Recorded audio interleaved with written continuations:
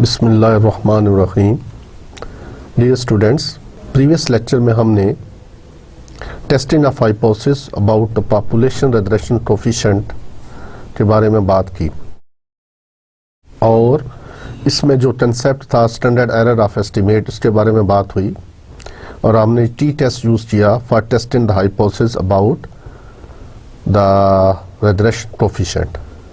ठीक है, अब आप देखें कि रिग्रेशन को में आपने क्या चीज़ था। रिग्रेशन में यह था कि आपने change in the dependent variable due to one or many independent variables देखा। ठीक है, in the theory of regression we measure the extent of variation in the dependent variable due to one or many independent variables. अगर आपके पास एक independent variable हो और एक dependent variable हो और डिपेंडेंट वेरिएबल में क्या चेंज आती है ड्यू टू इंडिपेंडेंट वेरिएबल, तो इस चीज को हमने रिग्रेशन में मेजर देखा।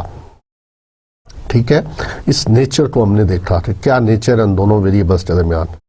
तो today's topic is about correlation और and its testing. Testing means testing about its parameters. ठीक है, तो सबसे पहले वर्ड कोरिलेशन, जैसा कि नाम से जाहिर है, correlation is basically a strength of association between the two variables. Correlation measures when the two variables move in company to each other, when one changes the other also changes, then it means they are correlated, and the measure of this correlation is called correlation coefficient. तो अगर हमारे पास दो variables हो, ठीक है, और we find the relationship between these two variables, हम उन दो वेरिएबल्स के दरमियान एक रिलेशनशिप फाइंड कर सकें, यानी हम देखना चाहते हैं how strongly they are correlated to each other. ठीक है, तो उसके लिए हमारे पास मेजर है which we called it as correlation coefficient. कि कैसे हम फाइंड करते हैं, because in statistics we have to find the certain relationship between variables. So the measure of that strength of relationship is called correlation, and the measure which we use is called correlation coefficient. ठीक है, तो एक तो आपने correlation की definition देखी, it is a strength of association between two variables. What is correlation? It is a strength of association between two variables, and its measure is called correlation coefficient. ठीक है, और कोरिलेशन कोफिशिएंट को हम किसके साथ show करते हैं? For population case we denote it as rho, we denote it by rho. तो रो क्या है? Rho is a population correlation coefficient. तो अभी मैं आपके सामने कोरिलेशन कोफिशिएंट को लिखता हूं कि व्हाट इज कोरिलेशन कोफिशिएंट।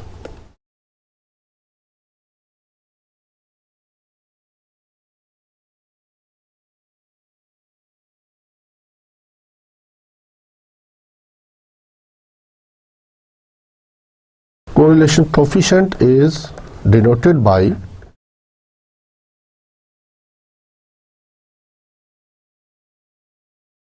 तो बेसिकली वर्ड यहाँ पे पॉपुलेशन कहना चाहिए, क्योंकि this is about population.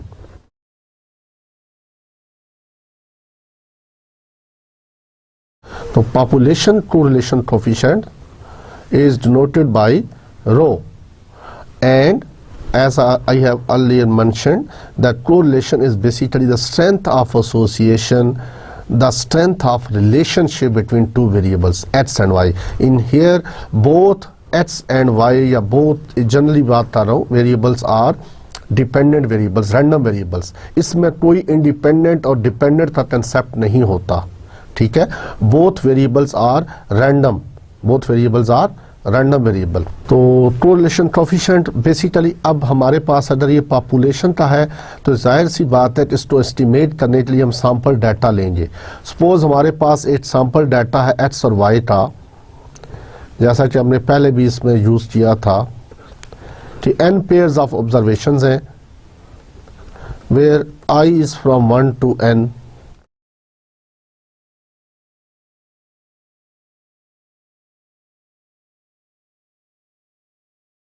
that is n pairs of observations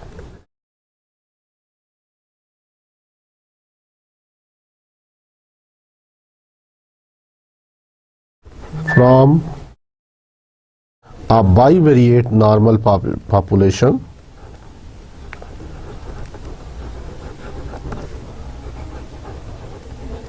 from a bivariate normal population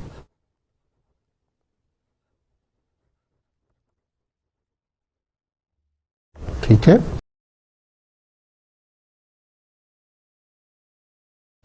दो वेरिएबल्स के दरमियान हम स्ट्रेंथ ऑफ एसोसिएशन कैसे मेजर करते हैं, and then the measure of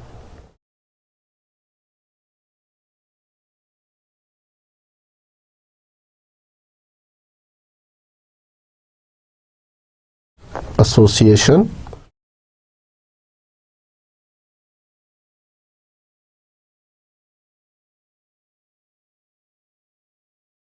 between two variables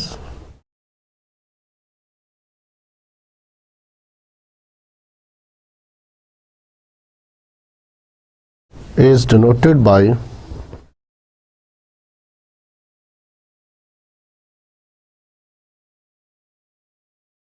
R, ठीक है, where R is for sample, the rho is for population, जैसा कि आपने बीटा नॉट था या बीटा 1 था और बीटा 1 के साथ सैंपल में से क्या फाइंड किया था, बीटा 1 हैट। इसी तरह बीटा नॉट के लिए हमने क्या फाइंड किया था, बीटा नॉट हैट, तो सैंपल। इसी तरह रो जो है ये पॉपुलेशन रिग्रेशन कोफिशिएंट है, पॉपुलेशन कोरिलेशन कोफिशिएंट है, not regression, population correlation coefficient है, और इस रो को हम एस्टिमेट करते हैं आर के जरिए, ठीक है। तो ये measure of association between the two variables is noted by R, the correlation coefficient. इसको हम क्या कहते हैं, कोरिलेशन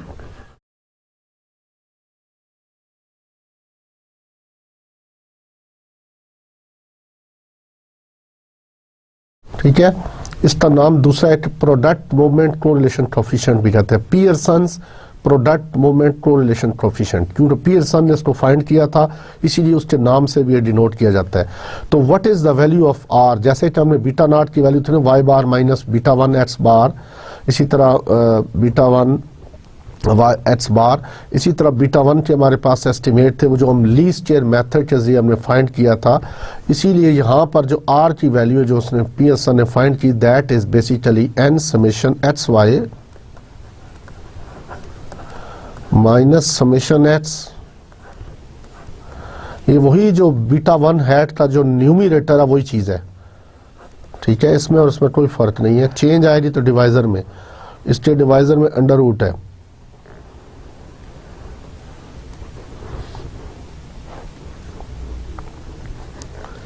तो N summation X square minus summation X whole का स्क्वायर ब्रैकेट बंद, इसके बाद फिर y भी इसके अंदर आ जाता है, n summation y square minus summation y whole square, ठीक है। एंड यहाँ पे ब्रैकेट को बंद कर दें, क्यों जी। अब इसको अगर हम लिखना चाहूँ तो इसको शॉर्ट फॉर्म में भी लिखा जा सकता था। ये शॉर्ट फॉर्म में जनरल फॉर्म इसकी क्या थी, that was basically summation x minus x bar into y minus y bar divided by summation x minus x bar whole square summation y minus y bar whole square. तो this is also basically the formula यही था। तो इसको हमने ये आपस में multiply करने के बाद इसको सिंप्लीफाई किया, where I is from 1 to n। तो सिंप्लीफाई करने के बाद हम इसको इस फॉर्म में शॉर्ट फॉर्म में लेके आए जो आपके सामने मैंने पहले लिख दी थी, ठीक है, वाई आई, ये वेरिएबल आई है, आई के साथ वेरिएबल लगा हुआ है, ठीक है, Y bar is a constant value. तो ये है जी फार्मूला, ठीक है। वाई डिपेंड्स ऑन एक्स और एक्स ऑन वाई, एक ही बात है। तो ये दोनों वेरिएबल यहाँ पर रैंडम वेरिएबल होते हैं, डिपेंडेंट, दोनों एक दूसरे के ऊपर डिपेंड कर रहे होते हैं, ठीक है। इसमें आप कोई इंडिपेंडेंट नहीं कह सकते कि ये इंडिपेंडेंट है और ये डिपेंडेंट है। तो कोरिलेशन में क्या बताता है, ये कोरिलेशन की वैल्यू जो आर है, this is called correlation coefficient,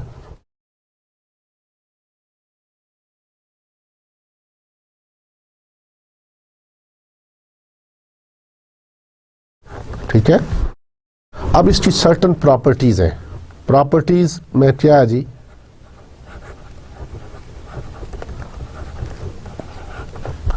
properties of are लिख लूं, कोरिलेशन कोफिशिएंट लिख लूं,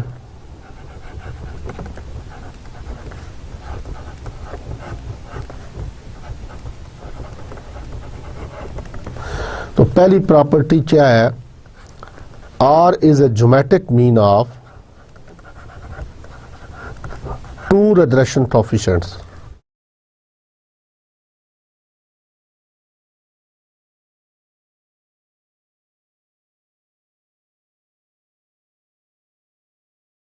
अब आपको पता ज्योमेट्रिक मीन की डेफिनेशन क्या होती है, दो नंबर्स का ज्योमेट्रिक मीन अगर आपने लेना है तो दैट इज, दो नंबर अगर है तो इट इज है a इंटू बी। अगर तीन नंबर है तो तीन नंबर का ज्योमेट्रिक मीन क्या होगा, a into B into C, geometric mean, ठीक है। जैसे अर्थमेटिक मीन था जो स्टार्ट में हमने मेजर ऑफ सेंटर टेंडेंसी में पढ़ा था, मीन, मीडियन, मोड, तो मैंने सिर्फ तीन की बात की थी। बेसिकली ये 4 और 5 होते हैं, हार्मोनिक मीन भी होता है, ज्योमेट्रिक मीन भी होता है। तो ज्योमेट्रिक मीन की डेफिनेशन क्या है, it is under root of this thing. अब आप देखिए, अगर मैं जर्नल लिखना चाहूँ तो यहाँ पर x1, x2, xn है, तो x1 dot x2 dot xn, तो इसकी पावर क्या है 1/n। जब 2 आएगा तो पावर 1/2, जैसे ये बन जाए, इसकी पावर हम क्या लिख सकते हैं, a b की पावर 1/2, और यहाँ पे लिख सकते हैं a b c की पावर 1/3। इसी तरह जनरल जो केस है, फार्मूला क्या है, x1 x2 up till xn power 1/n। तो ये कह रहा है कि r is a geometric mean of two regression coefficient, that is, यानी r जो है वो बेसिकली ये चीज़ है, बी एक्स वाई, ये मैंने शायद इससे पहले बात नहीं की, और B Y on X. What is B X Y, यही जो है वाई ऑन एक्स, ये जो आप करते हो बीटा 1 हैट की वैल्यू निकालते हो, beta 1 hat, this is B, हम इसको स्मॉल बी से डिनोट करें तो वाई ऑन एक्स, इससे मुराद क्या है कि वाई डिपेंड्स ऑन एक्स। इसको क्या पढ़ेंगे, वाई ऑन एक्स, ये जो चीज़ है इसको पढ़ेंगे वाई ऑन एक्स। इससे मुराद क्या है, Y depends on x,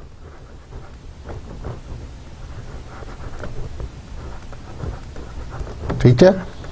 Y on x से क्या मुराद है, तो इसी तरह जब एक्स ऑन वाई में कहता हूं, ये बी एक्स पहले आ रहा है डॉट वाई, इससे मुराद क्या है, इससे मुराद है एक्स ऑन वाई। यहां पर एक्स जो है वाई के ऊपर डिपेंड कर रहा है, ठीक है। इससे मुराद क्या है, X on Y, B X जो चीज़ पहले आ रही है, वाई ऑन एक्स से मुराद क्या है, वाई डिपेंड कर रहा है एक्स के ऊपर, और एक्स ऑन वाई का मुराद क्या है कि एक्स डिपेंड कर रहा है वाई के ऊपर, और यहाँ क्या था, वाई डिपेंड कर रहा है एक्स के ऊपर। तो इट मीन्स जब हम कोरिलेशन की बात करते हैं तो दोनों वेरिएबल इंटरडिपेंडेंट होते हैं। The measure of this interdependence जो है ना, इस चीज को हम कोरिलेशन कोएफिशिएंट मेजर करता है ना, द स्ट्रेंथ ऑफ एसोसिएशन या strength of interrelationship between these two variables is measured by the correlation coefficient, ठीक है। तो R की डेफिनेशन क्या है, R is a geometric mean of two regression coefficient। जब दो regression coefficient तो अंडर रूट की पावर क्या आ गई, 1/2, ठीक है। और यहां पर इसको बेसिकली मुझे यहां 3 लिख देना चाहिए था, क्योंकि 2 तो हम लिखते नहीं है ना, इसको यहाँ पे 3 लिखना चाहिए था। तो यहाँ पे दो वेरिएबल्स हैं, तो ज्योमेट्रिक मीन की डेफिनेशन क्या है, 1/n, तो 1/2 आ जाएगा। दो वेरिएबल्स हैं, उनके वेरिएबल्स को मल्टीप्लाई करें और उसकी पावर क्या आ जाए, 1/2। तो R is a geometric mean of two regression coefficients. तो रिग्रेशन कोएफिशिएंट्स को अगर आप अंडर रूट ले लें, अब मैं यहाँ वैल्यू पुट करूँ ना इसके अंदर, तो R का वही फार्मूला बनेगा जो मैंने ऊपर लिखा है नंबर 1 पर। बी एक्स और वाई का फार्मूला मैं already you know that B X और वाई मीन बीटा 1 हैट, उससे मैंने डिनोट कर दिया ना, बी एक्स और वाई ऑन एक्स, सॉरी। तो beta 1 hat is equal to B Y on X. तो बी वाई ऑन एक्स का फार्मूला आपको पता है, तो इसी तरह बी एक्स ऑन वाई का बना लो, ठीक है। डिवाइजर में जहाँ एक्स था वहाँ वाई आ जाएगा, बाकी न्यूमिरेटर में कोई फर्क नहीं आएगा। उन दोनों का अंडर रूट लो तो वही आर का फार्मूला जो ऊपर टॉप पे लिखा हुआ वो बन जाएगा, या इससे पहले जो हमने पिछली स्लाइड पे लिखा है। तो पहली प्रॉपर्टी क्या आ गई, R is a geometric mean of two regression coefficient जी। नेक्स्ट क्या है, R lies between -1 and +1। R lies between -1 and +1, that is r is greater and equal to -1 and less than equal to 1। तो ये है जी r की value जो maximum है वो 1 तक जा सकती है, और जब r की वैल्यू मिनिमम है वो -1 होगा, ठीक है। इस चीज़ को अपने जहन में रखिएगा। तो तीसरे स्टेप में इसमें एक और प्रॉपर्टी क्या है कि if r is equal to -1, if r is equal to -1 implies that, this means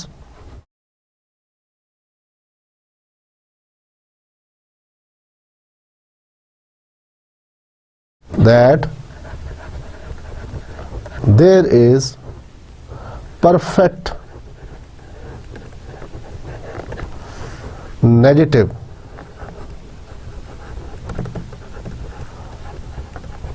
correlation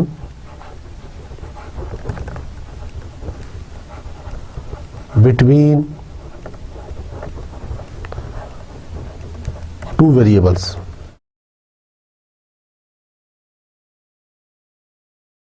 ठीक है जी। and if r is equal to +1, अगर एग्जैक्ट ये वैल्यू आ जाए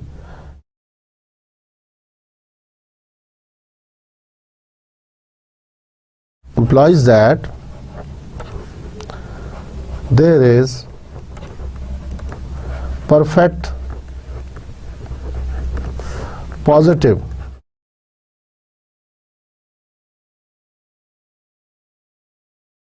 correlation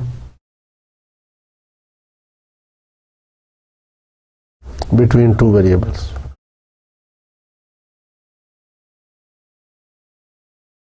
ठीक है जी। And if r is equal to 0, if r is equal to 0 means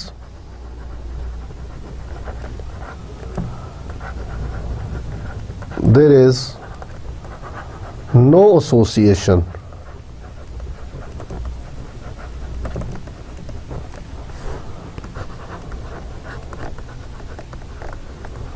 between two variables।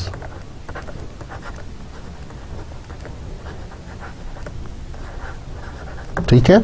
तो correlation तो आपको पता चल गया, it is strength of association between two variables, और the measure which we use is called correlation coefficient।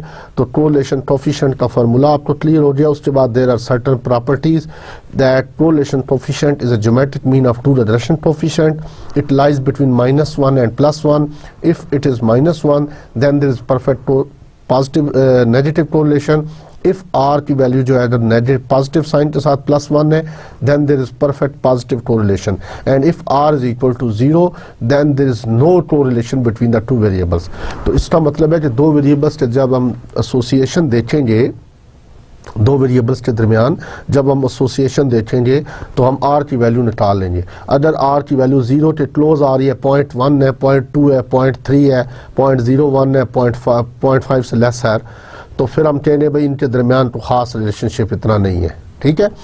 लेकिन जो जो r की वैल्यू 0.5 से अबव जाती जाएगी, 0.5 से अबव 0.49, 0.59 में भी 0.99, 0.98, 0.91, 0.9, 0.8, तो हम कहेंगे there is a strong correlation between the variables.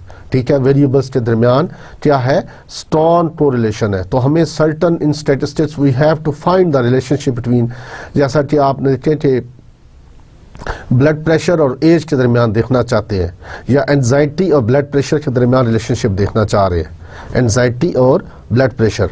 अब आप देखिए ब्लड प्रेशर और एंजाइटी को भी हम किसी मेजर में लेंगे ना, है तो एज और ब्लड प्रेशर के दरमियान हम we want to see is there any relationship between these two variables, तो हम क्या करेंगे, हम उस एक्स और वाई के दरमियान ही आर की वैल्यू निकालेंगे। अगर आर की वैल्यू 0 के पास कहीं आती है, आस पास या 0.5 से बिलो है, तो हम कहेंगे इनके दरमियान कोई खास रिलेशनशिप नहीं है। लेकिन जो आर की वैल्यू बढ़ती है, 1 के क्लोज जाती है, तो हम कहेंगे there is a strong relationship between these two variables. तो स्टैटिस्टिक्स के अंदर हमें इस तरह की डिफरेंट वेरिएबल्स के दरमियान रिलेशनशिप की जरूरत पड़ती है। तो उस रिलेशनशिप को हम किसके साथ फाइंड करते हैं, कोरिलेशन कोफिशिएंट के साथ। तो rho is a population correlation coefficient, rho is a population correlation coefficient, whereas we estimate the rho by small r. जैसा कि म्यू जो पॉपुलेशन पैरामीटर था मीन, हम इसको एस्टिमेट करते थे एक्स बार के जरिए। किसके जरिए, x bar is a sample statistic. इसी तरह rho is a population parameter and we estimate it by a sample statistic which is called R, correlation coefficient। तो ये सारा डिस्क्रिप्टिव स्टैटिस्टिक्स में ये चीज़ें आती हैं। जैसे हमने वहाँ पढ़ा था, एक्स बार पढ़ा था, स्टैंडर्ड डिवीजन पढ़ा था, वेरिएंस पढ़ा था, ठीक है। इसके अलावा हमने मीन, मीडियन, मोड और चीज़ें इस तरह की पढ़ी थी। तो ये बेसिकली ये भी डिस्क्रिप्टिव स्टैटिस्टिक्स की मद में आती हैं ये सारी चीज़ें, जैसे कि कोरिलेशन कोफिशिएंट, ठीक है। तो अब ये तो सिर्फ था उसका बैकग्राउंड थोड़ा सा, कि मैंने आपको बताना था कि कोरिलेशन कोफिशिएंट क्या होता है, इसको किस तरह डिनोट किया जाता है, सैंपल में से कोरिलेशन कोफिशिएंट कैसे निकाला जाता है, उसका फार्मूला क्या है, उसके बाद उसकी प्रॉपर्टीज़ क्या है, ये आपको क्लियर हो गई। अब हम चलते हैं इसकी टेस्टिंग के बारे में। Because in statistics we have to found कि हमारे पास दो वेरिएबल्स हैं, पॉपुलेशन के वेरिएबल्स हैं, हमें उसके बारे में डिसीजन लेना है कि इन दो के दरमियान कोई रिलेशनशिप है या नहीं है। जैसा कि मैंने एग्जांपल दी कि एज और ब्लड प्रेशर के दरमियान कोई रिलेशनशिप है या नहीं है, ठीक है। अब इस चीज़ को हम कैसे टेस्ट करेंगे, तो जाहिर बात है, जैसे लास्ट जो हमने लेक्चर पढ़ा था उसमें हमने बीटा नॉट की टेस्टिंग की थी, बीटा 1 हैट की टेस्टिंग की, बीटा 1 की टेस्टिंग की थी, और आज के लेक्चर में हम रो की टेस्टिंग करेंगे। Rho is equal to some particular value 0, ठीक है। तो अब इसमें देखिए क्या होगा। तो hypothesis testing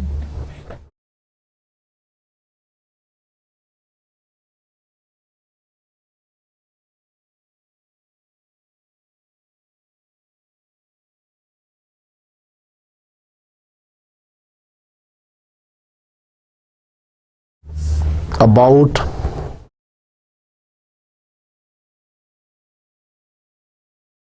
correlation coefficient।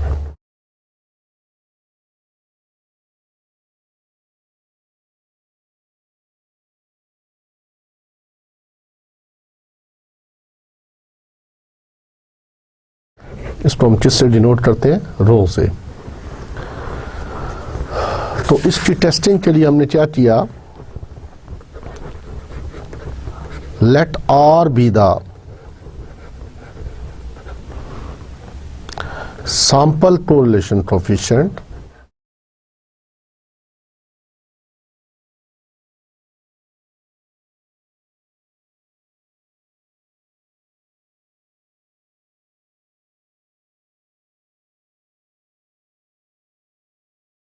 from a random sample of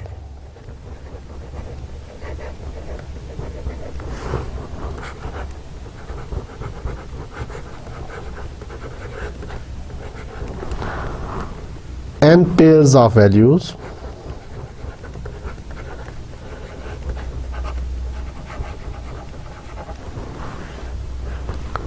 from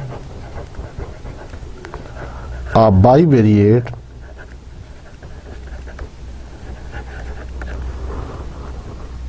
normal population।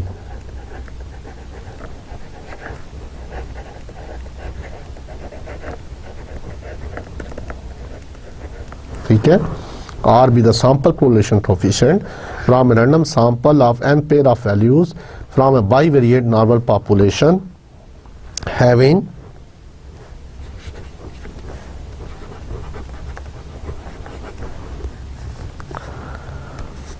a linear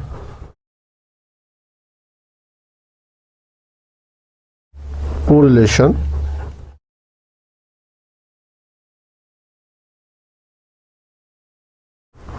रो। ठीक है, जैसा कि एच बार जो है वो एस्टिमेट करता है किसको, पॉपुलेशन मीन म्यू को, इसी तरह आर जो है वो एस्टिमेट करता है पॉपुलेशन पैरामीटर रो को as sample mean. We know that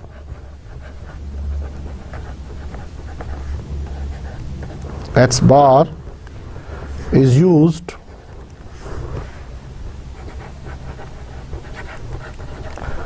to estimate population mean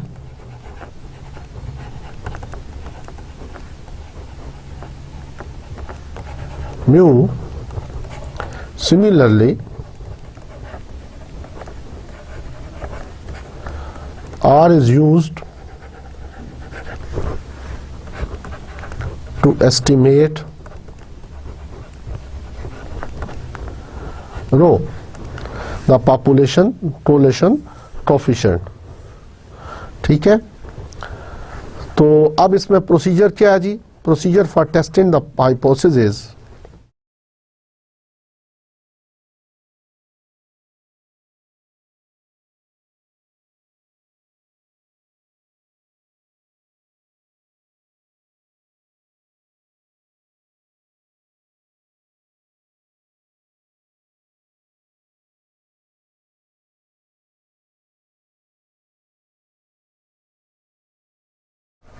as under. ठीक है, तो अब क्या होना चाहिए हाइपोथेसिस कि rho is equal to some particular value rho naught. तो एच नॉट हमारा क्या बनेगा, we state our hypothesis as, पहला स्टेप क्या है जी, we state our hypothesis as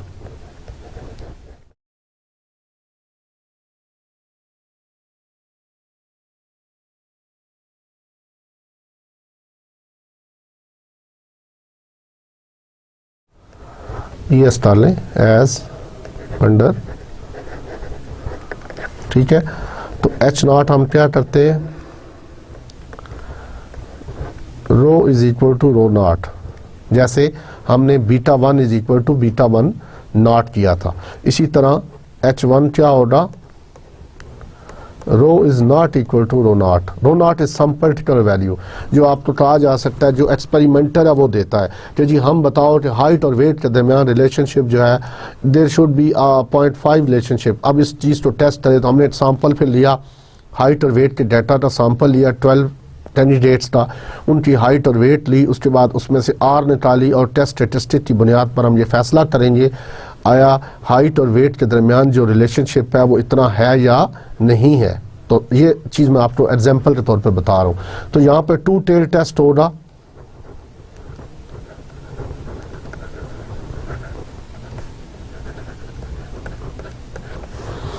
ठीक है, H1 can be row is तो 1 टेल,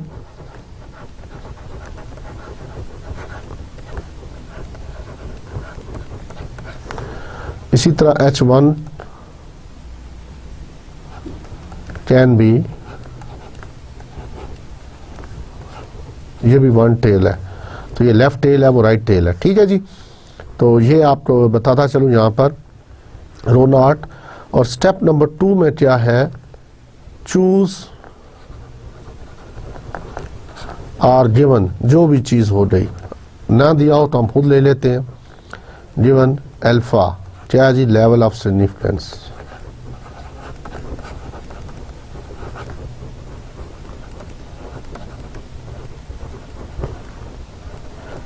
ठीक है, step number 3,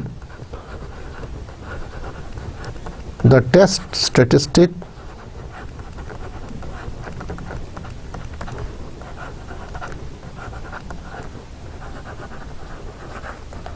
to be used is T is equal to R minus rho not n minus 2 under root 1 minus r square and 1 minus rho naught square.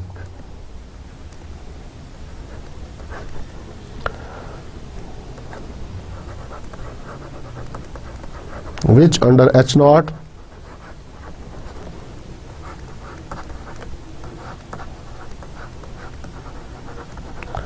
follows students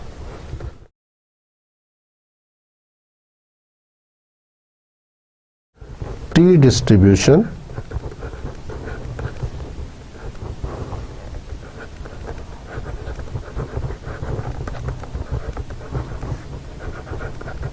with n minus 2 degrees of freedom. With n minus 2 degrees of freedom. यहाँ भी आप देखें कि ये n minus 2 degrees of freedom है. जब beta 1 और beta not की जब हम टेस्टिंग की थी वहाँ पे भी n minus 2 था. अब क्यों n minus 2 है इसको मैं अभी एक्सप्लेन करता हूँ कि r is a geometric mean of two regression coefficient. तो बी वाई ऑन एक्स और बी एक्स ऑन वाई जब आपको फाइंड करना है तो आर आएगा. तो जब आर के लिए हमें दो चीज़ें एस्टिमेट करनी पड़ी हैं सैंपल डाटा से, ठीक है, आर को फाइंड करने के लिए. तो इसीलिए ये टेस्ट स्टेटिस्टिक्स में हम n minus 2 degrees of freedom है. ठीक है. अच्छा अजीज सलवा ये चीज़ यहाँ पे आपको बताता चलूँ कि ये जो मैंने टेस्ट स्टेटिस्टिक लिखी है ये आपको बुक में नहीं मिलेगी. बेसिकली ये स्टैटिस्टिक जो हमने यूज़ की है ये बायोमेट्रिक का 1957 में एक पेपर पब्लिश था. डॉक्टर समीउद्दीन जो इस इंतकाल कर चुके हैं उनकी रिसर्च थी. लिटरेचर में आपको मिलेगा r इज इक्वल टू 0 करने के लिए फार्मूला. तो यहाँ पे रो नॉट की जगह 0 का फार्मूला मौजूद है जो लिखा हुआ है, इससे रो नॉट की जगह 0 पुट कर दो. लेकिन for rho is equal to rho not के लिए हम फिशर स्टैटिस्टिक यूज़ करते हैं. मोस्टली बुक्स ने वही यूज़ किया हुआ है, लेकिन शायद उनको इल्म नहीं है कि ये फार्मूला जो है हमारे समीउद्दीन साहब ने फाइंड आउट किया था. लेकिन लिटरेचर में वो मौजूद है, पेपर में बायोमेट्रिका में वो छपा हुआ है, लेकिन बुक्स में शायद अवेलेबल नहीं है. तो इसीलिए मैं इस फार्मूले को जहाँ इंट्रोड्यूस करवा रहा हूँ और ये फार्मूला 2 in 1 पर्पज़ के लिए. जबकि लिटरेचर में आप देखें तो rho is equal to 0 test करने के लिए टी डिस्ट्रीब्यूशन यूज़ करते हैं और rho is equal to rho naught देखने के लिए जी टेस्ट लगाते हैं. ठीक है, उसको भी मैं साथ एक्सप्लेन कर दूंगा, आप दोनों तरफ से हल कर सकते हैं. ठीक है. It follow students T distribution with n minus 2 degrees of freedom. तो स्टेप नंबर 4 में कंप्यूटेशन है.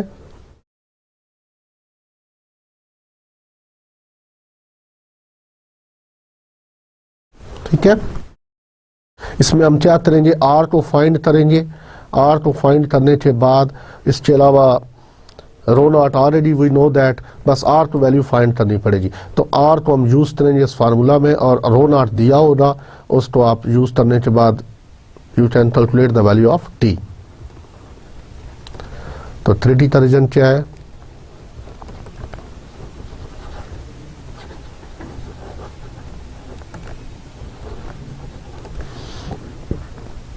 जी t is less than equal to minus t alpha by 2 with n minus 2 degrees of freedom.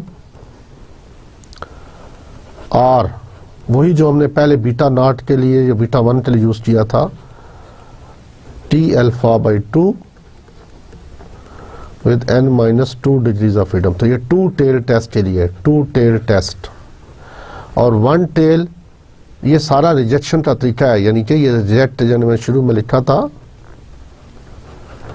Reject h not if t is less than equal to minus t alpha with n minus 2 degrees of freedom. इसी तरह reject h naught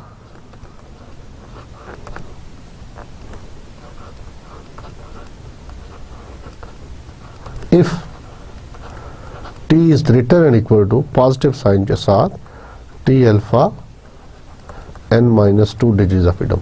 तो ये दोनों 1 tell है.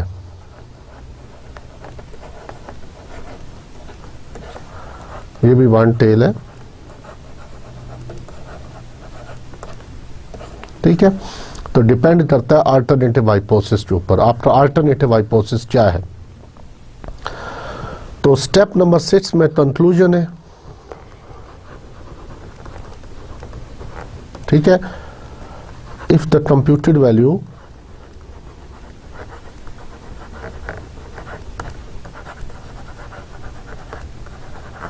of t falls in the acceptance region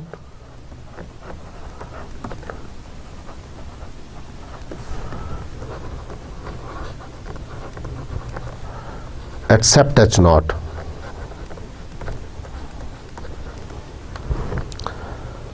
Otherwise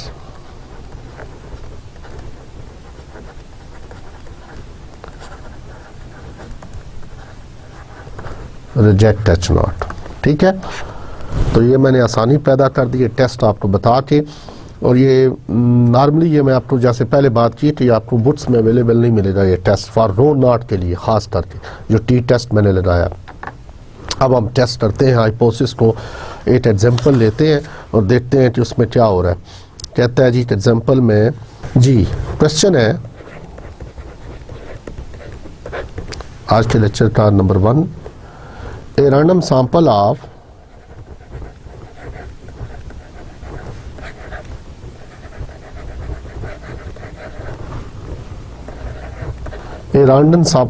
size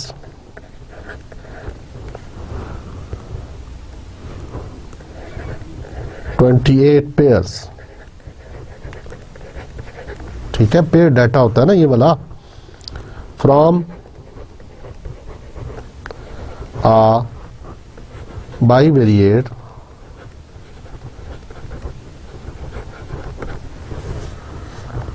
normal population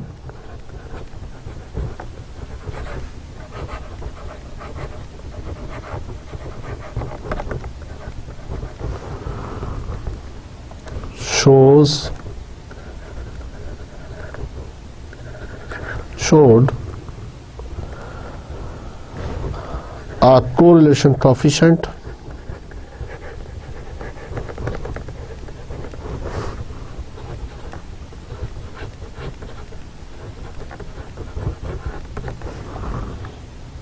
of 0.7. The question is this value consistent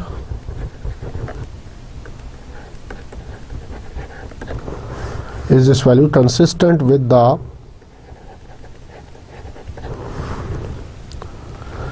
assumption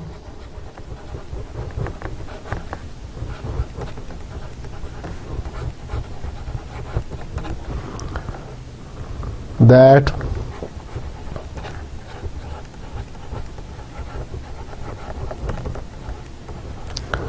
the correlation coefficient in the population is 0.5, that the correlation coefficient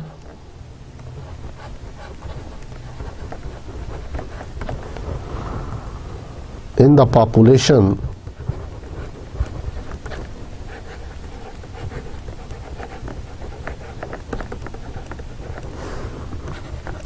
is 0.5। तो ये है जी question. अब आप देखिए आपको given information क्या है कि n आपको पता है 28 है और r की वैल्यू क्या है 0.7। ठीक है, क्योंकि ये आपको कैसे पता चला कि ये r की value, because random sample of size 28 pairs from bivariate normal population showed. तो ये कहता है कि बाइवेरिएट नॉर्मल पॉपुलेशन से 28 का पेयर लिया गया, बाइवेरिएट डाटा है। बाइवेरिएट इससे पहले जो हम अज्यूम करते थे द सिंगल वेरिएबल हैंडल करते थे तो नॉर्मल पॉपुलेशन हम लिखते थे। अब हमने 2 वेरिएबल्स को एट ए टाइम सेलेक्ट कर रहे हैं। ठीक है, एक आदमी उसका हाइट भी है उसकी वेट भी है, तो इसीलिए इसको बाइवेरिएट का लफ्ज यूज किया गया। तो बाइवेरिएट नॉर्मल पॉपुलेशन से लिया गया, शोड कोरिलेशन कोएफिशिएंट ऑफ 0.7। तो इस सैंपल के फौरन बाद जो है वो कोरिलेशन कोएफिशिएंट की बात हुई, तो इसलिए हमें पता चला कि आर की वैल्यू है। ठीक है, सैंपल डाटा है। और इसके अलावा रो की वैल्यू क्या कहता है जी, टेस्ट रो 0.5। अब हमारा हाइपोथेसिस क्या है जी, टेस्ट द हाइपोथेसिस दैट कि पॉपुलेशन कोफिशिएंट जो है, correlation coefficient is equal to 0.5 है। कहता है कि test this hypothesis, is this consistent with the assumption that the correlation coefficient in the population is 0.5। तो H1 क्या हो जाएगा भाई, rho is not equal to 0.5, तो टू टेल टेस्ट हुआ।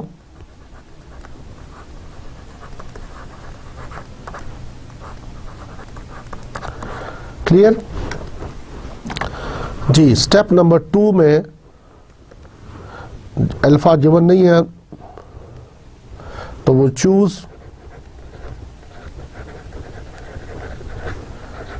अल्फा इज इक्वल टू 0.05, ठीक है, या 5% लिख ले, same thing. The test statistic to be used is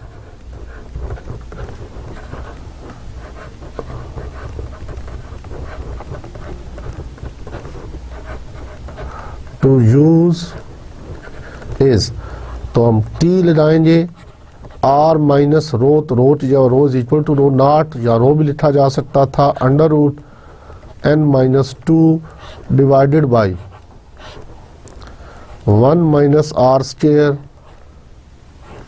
into 1 minus rho naught का square, which follows T distribution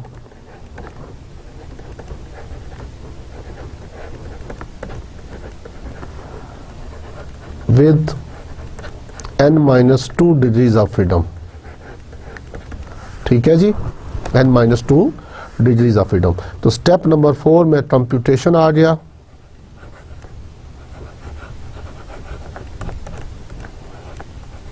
हाँ जी, तो कंप्यूटेशन में अब क्या वैल्यूज पुट करनी है और क्या करना है। आर की वैल्यू वैसे दी हुई है 0.7 माइनस 0.5, 28 पेयर्स हैं, तो 28 माइनस 2 डिवाइडेड बाई 1 माइनस 0.7 इसका स्क्वायर और 1 माइनस 0.5 का स्क्वायर। तो चेक करें जी जरा क्या वैल्यू आती है इसकी, आप भी टाल लें, चेक करो। तो 26 का अंडर रूट लेते हैं 0.7, तो पहले मैं डिवाइजर को हल कर लेता हूँ, जरा इसको देखता हूँ पहले क्या बोलता है ये। 1 माइनस 0.7 का स्क्वायर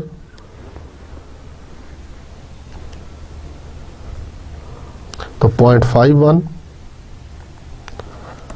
0.51 इंटू 1 माइनस 0.5 का स्क्वायर तो 0.75, तो मल्टीप्लाई विद पॉइंट जी, अंडर रूट लेने के बाद नीचे वैल्यू आ रही है 0.6185, ठीक है, और न्यूमरेटर में क्या वैल्यू आ रही है 0.2 इंटू अंडर रूट ऑफ 26, ठीक है। तो ये सिंप्लीफाई होकर 1.65 आ रही वैल्यू, 5.099, ये अंडर रूट 26 की वैल्यू थी, मल्टीप्लाई विथ 0.2 तो 1.01 है, यस। तो ये है जी टी की वैल्यू। अब आप स्टेप नंबर 5 की तरफ चले जाएं। तो 3D करीजन क्या है,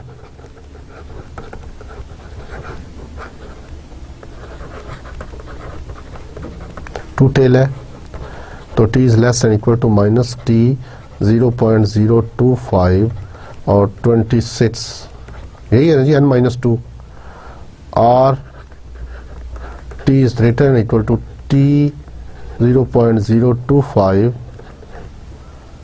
26, 0.025 का तो पता है ना कैसे आया, अल्फा बाई 2 करके। विटास 2 टेल टेस्ट अल्फा क्या था 0.05 और 2 पे डिवाइड किया तो 0.025 आ गया। अब इसको हमने टेबल में देखना है और देखते हैं कि क्या वैल्यू आती है। Excuse me. तो टी के टेबल में देखें इसको जाकर, 26 डिग्रीज ऑफ फ्रीडम के ऊपर जी 2.056 और t is greater than equal to 2.056। लो जी, तो हाइपोथेसिस हमारा क्या हो गया, एक्सेप्ट हो गया। क्या हो गया, एक्सेप्ट हो गया। अगर इसको मैं ड्रा करना चाहूँ आपको समझाने के लिए, जो स्टूडेंट्स अभी तक नहीं समझ पाए, ये थोड़ी सी कोहान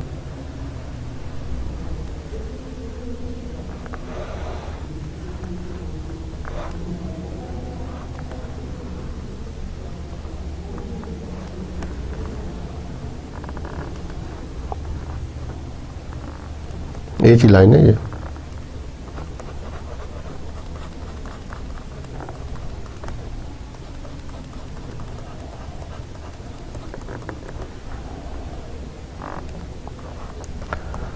यहाँ पे t की वैल्यू 0 है, यहाँ पे इस पॉइंट के ऊपर, और 2.056 इस तरफ नेगेटिव वैल्यूज हैं तो -2.056 minus infinity two plus infinity. ठीक है, इसकी कोहान थोड़ी सी मुझे बननी चाहिए क्योंकि नॉर्मल ये शेप बन रही है। नॉर्मल और टी में फ़र्क ये है कि नॉर्मल की कोहान थोड़ी सी चपटी होती है, प्लेटी कर्टर की तरह, प्लेट की तरह जो होती है। ठीक है, मेरा टी में जो है कोहान ऊँट की तरह होती है, ये ऊँट की कोहान की तरह। तो अब आप देखें जो कैलकुलेटेड वैल्यू है वो यहाँ पे कहीं लाई कर रही है इस पॉइंट के ऊपर। This is our acceptance region. ठीक है, this is our acceptance region, ये जो वैल्यू इसमें आ जाती है। तो अब आप लिख दें कंक्लूजन में,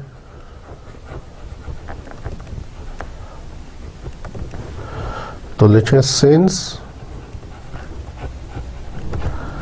the computed value of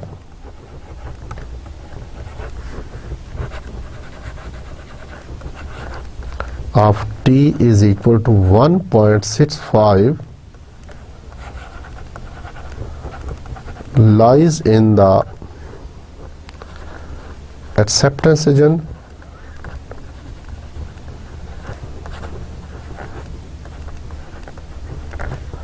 therefore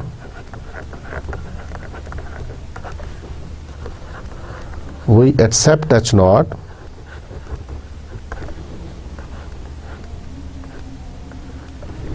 therefore we accept H naught and conclude that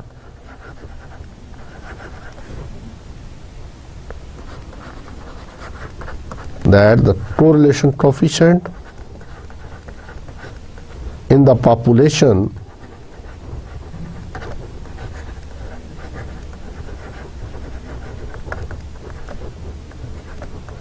is 0.5। लो जी, हमने सैंपल की बुनियाद पर ये पॉपुलेशन के कोरिलेशन कोएफिशिएंट के बारे में देख लिया। ठीक है, और हमने फाइंड आउट कर लिया कि पॉपुलेशन कोरिलेशन कोएफिशिएंट जो है वो 0.5 है। किस तरह फाइंड किया, सैंपल डाटा लेकर, सैंपल डाटा में से हमने देखा कि आर की वैल्यू 0.7 आई और उसकी बेस पर हमने टेस्ट स्टैटिस्टिक लगाया और उसके बाद देखा कि क्या वैल्यू आई। ठीक है, अब हम नॉर्मली जो आपसे क्वेश्चन पूछा जाता है ना, वो जीरो के बारे में पूछा जाता है, ये ध्यान में रखिएगा, that there is no relationship between the two variables. The question जो नॉर्मली पूछा जाता है कहता है, अब एक क्वेश्चन मैं सॉल्व करता हूं। Question is the following data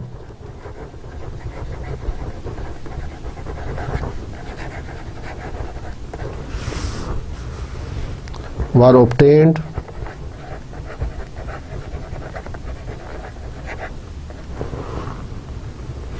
a study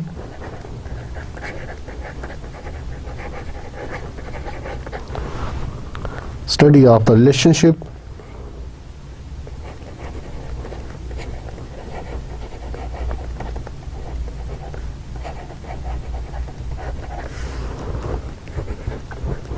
between the weight and the chest size of infants. The weight and the chest size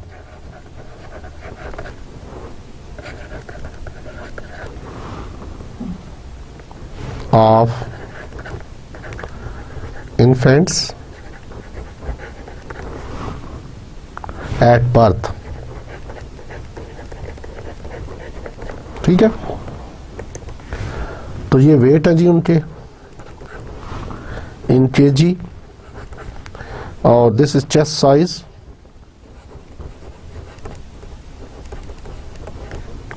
in centimetre.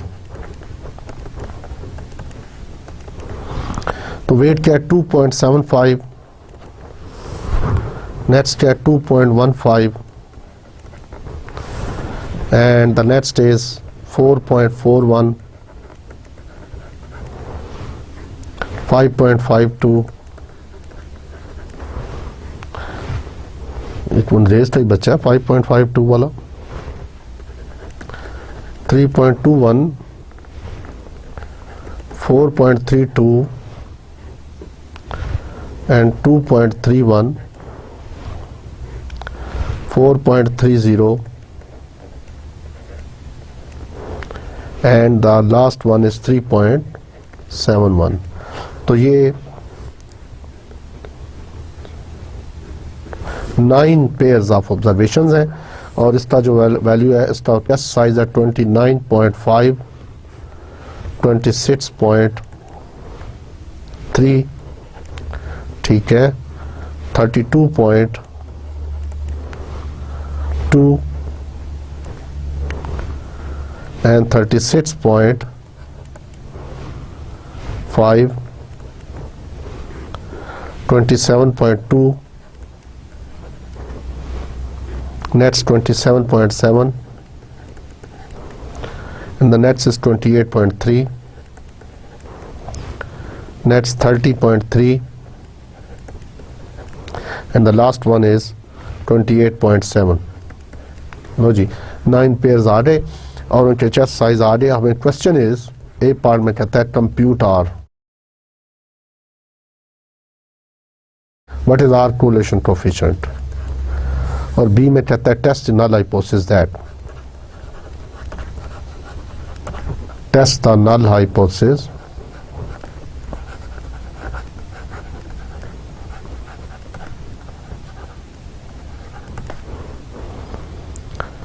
that rho is equal to 0 versus rho is positive at alpha is equal to 0.01. चलो जी alpha भी बड़ा या कम हुआ level of significance. तो ये था जी हमारा hypothesis जो हमें टेस्ट करना है. सोल्यूशन में क्या है जी, सबसे पहले हम हाइपोथेसिस को स्टेट करते हैं. तो H0 ऑलरेडी नो दैट कि rho is equal to 0 and H1 given कि रो इज पॉजिटिव. तो राइट टेल टेस्ट है.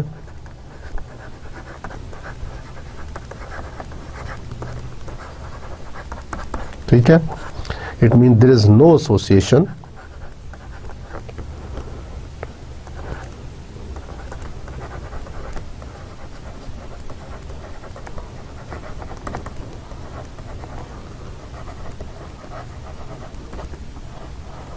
between weight and chest size. देखें जी रो इज इक्वल टू 0 से क्या मुराद है, there is no association between weights and chest size, और it means rho is positive mean there is a positive association between weight and chest size. तो step number 2 के बाद step number 2 alpha क्या है 0.01 और साथ लिख लें गिवन हमें दिया हुआ है। The test statistic to be used is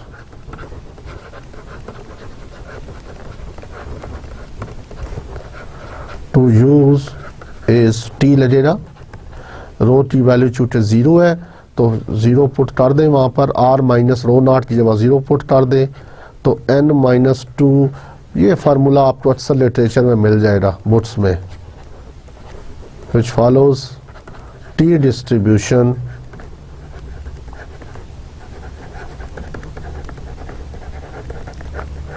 with n-2 degrees of freedom. ठीक है, अब हम r फाइंड करेंगे कैलकुलेटर के जरिए और जस्ट यहाँ पुट कर देंगे और t की वैल्यू आ जाएगी 4 स्टेप में।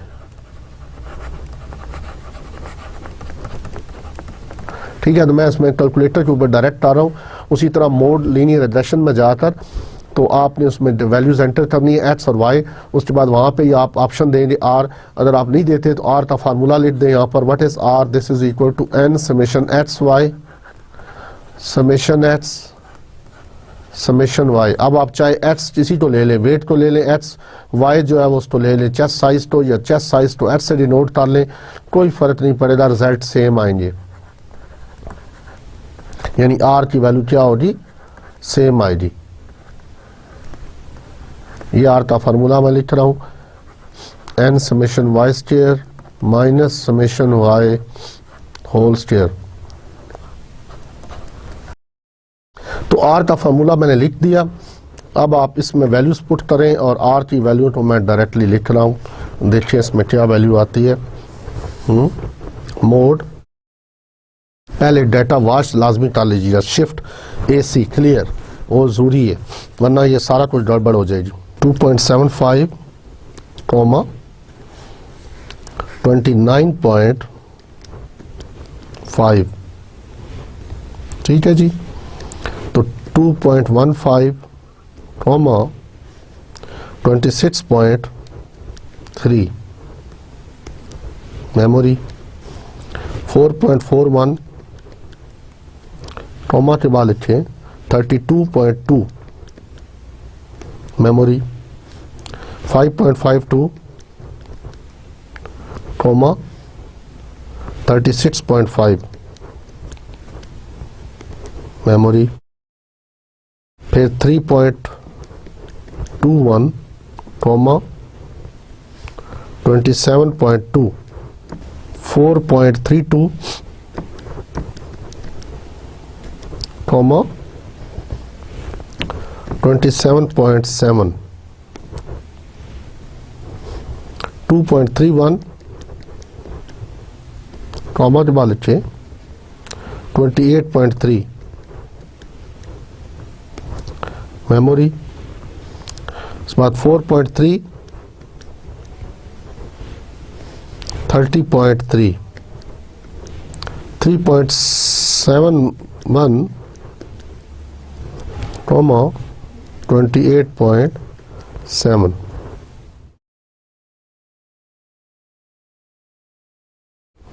ठीक है जी, तो शिफ्ट R, कहाँ हो R जी, तो 0.78 R की वैल्यू आ गई। Now put this value in T formula, R 0.78, n-2, how many pairs? No, 9 minus 2, 9 minus 2, 1 minus R square, तो 0.78 का स्क्वायर। इसको सिंप्लीफाई करके देखते हैं क्या आता है जी, 0.625 78।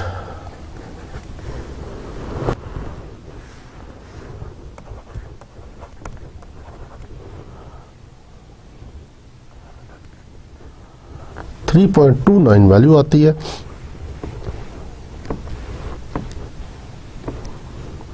तो 2.064 ये न्यूमरेटर में आ रहा है। तो ये थी टी की वैल्यू। अब आ गया स्टेप नंबर 5, क्रिटिकल रीजन। तो t is greater than equal to t alpha n-2 और इसमें वैल्यू पुट करें। t इज तो 0.01 और n-2 9-2 7। तो इसमें क्या हुआ, t is greater and equal to. अब मैं टेबल वैल्यू देखता हूँ कि क्या है जी। अब मैं टेबल वैल्यू देखता हूँ तो 0.01 के ऊपर और 7 डिग्रीज ऑफ फ्रीडम, 0.01 और 7 डिग्रीज ऑफ फ्रीडम के ऊपर क्या वैल्यू है जी, आप भी देख लीजिएगा 2.998।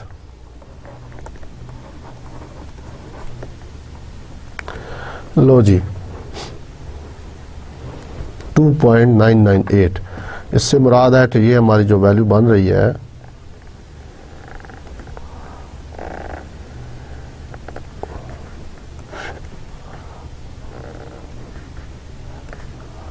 तो राइट टेल थी और ये जो वैल्यू है दैट इज 2.998। अल्फा क्या है, अल्फा है 0.01। इससे मुराद है 0.99 ये वाली एरिया है। माइनस इन्फिनिटी, यहाँ पर t की वैल्यू क्या है 0 है और ये t की वैल्यू आ रही है ये वाली, और यहाँ प्लस इन्फिनिटी। तो हाइपोथेसिस हमारा क्या हुआ, हमारी वैल्यू जो आ रही है वो 3 पॉइंट समथिंग है, तो 3.29 है। तो 3.29 अप्रॉक्सीमेटली यहाँ पे कहीं लाई करेगी इस पॉइंट पर। इससे मुराद है कि step number 6 conclusion.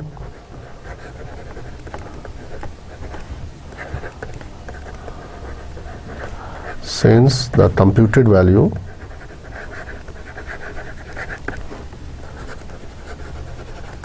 of t is equal to 3.29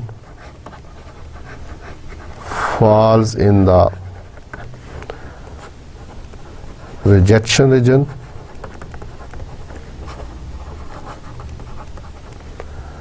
therefore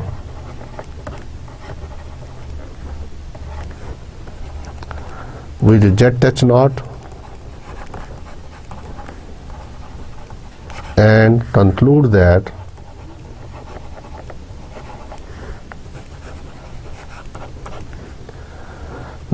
there is positive correlation। ज़ाहिर बात है नज़र भी आ रहा था between weight and chest size। ठीक है जी। तो ये था अजीज तलबा आज का लेक्चर जिसमें हमने कोरिलेशन कोफिशिएंट को डिस्कस किया और उसके बाद हमने उसकी टेस्टिंग की। ठीक है, तो इसके साथ ही मैं आपसे इजाज़त चाहता हूँ। गुड लक एंड अल्लाह हाफिज़।